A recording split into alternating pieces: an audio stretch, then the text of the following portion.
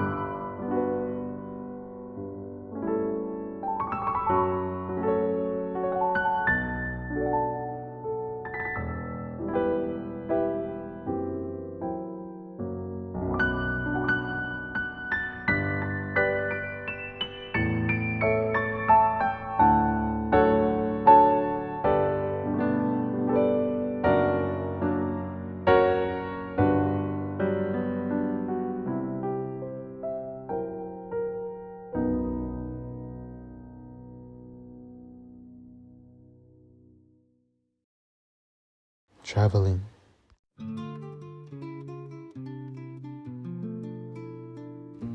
As a child, I liked to dream about going to a foreign country alone with no plan or previous knowledge of where I was. I decided to go to Toronto, Canada on my day off on October 4th. I was working 12-hour days in a factory, and in the morning after getting off, I was already at the train station. I had no plan and I was alone, no place to stay, not a lot of extra money, but I wanted to escape, even for a small moment. I had around 15 hours in total in the country, and most of it was at night. The first thing I did after landing was looking for any workers in the airport that could tell me how to get to downtown Toronto. I arrived to Union Station on the up train and immediately searched for the first exit that I could find to dive into the unknown of the city. When I finally exited the door, I froze. I saw architecture and towers and activities that were completely unknown to me. I'm not from a big city and absolutely everything was new to me. It was hard to record. It felt heavy. The entire city seemed to hit me all at once, and I was on a strict time limit. I had no idea where to go, so I just went forward. After eating at a small but very pretty restaurant, it was already nighttime. I had no place to stay, nor did I know what to do, so I decided to just walk. And I walked, and I walked, and I tried to record so I didn't feel so lonely.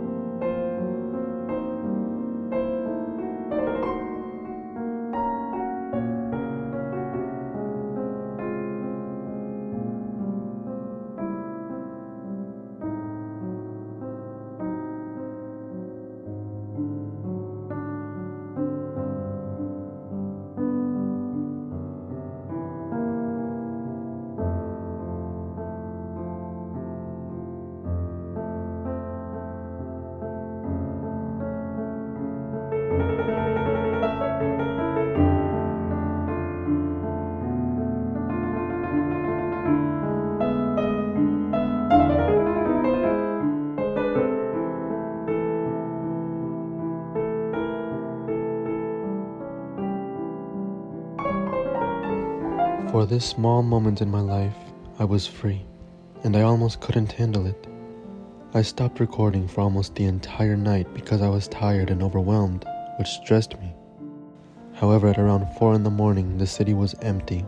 I was the only one in the streets, and I knew I had to pick up my camera again and record. Doing this is not easy, it's stressful. I was tired, worried about how I was going to get to the train station and the airport and eventually work on time with no sleep. I was hurting from an entire day and night of walking. I was hungry and thirsty, but I was free.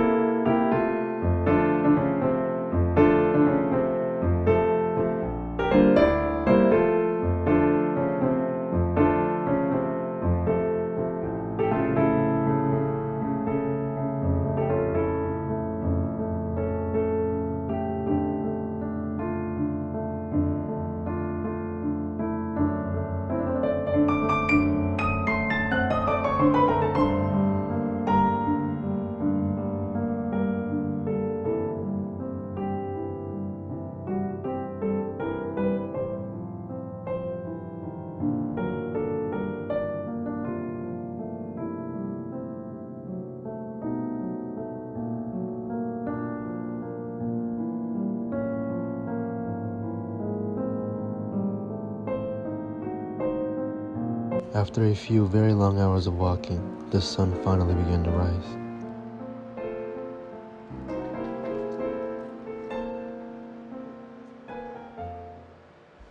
I chose Toronto because it was close to Chicago, which is where the international airport I chose was. It was an easier first adventure than many cities would have been because they speak English and it's close to my home country, and the plane ticket is cheaper than most places. I took the Amtrak to Union Station, Chicago from my hometown and an Uber from there to O'Hare International Airport. I found my way to the train station and back to the airport by asking people for directions. On the Amtrak on the way to my hometown, I fell asleep and ended up an hour away from my stop at night again. I had to call my father to pick me up, and he thankfully agreed. I'm happy I decided to take this trip. I got to work on time, and after returning to the factory, Toronto felt like a small dream. Traveling is beautiful, and it shouldn't be inaccessible to people. That's why I tried to do it in such a small window of time. It taught me how much can be done and seen in just a few hours.